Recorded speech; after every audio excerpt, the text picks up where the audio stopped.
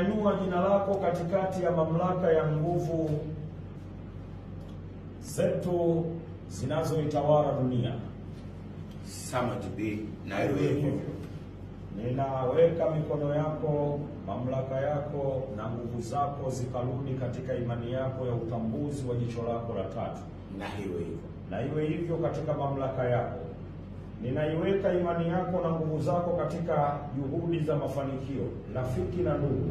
Na hivyo Mkono wako ukawe na mamlaka makuu ya mafanikio. Na hivyo Na vidole vyako vikasimame katika nguvu ya mafanikio. Na hivyo Rafiki na ndugu, ukubali imani zetu na kunyanyuka kutoka pale ulipotoka na kwenda katika nguvu ya mafanikio. Na hivyo Ninaliweka jina lako katika mamlaka ya mafanikio.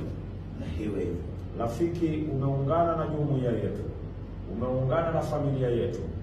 Utakuwa mzalendo na mwaminifu katika maisha yako.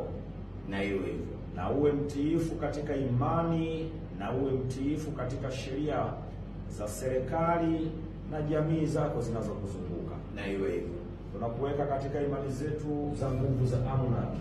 Utaleta mkono wako katikati ya mikono ya imani zetu kutoka katika mamlaka. Nyosha mkono wako juu.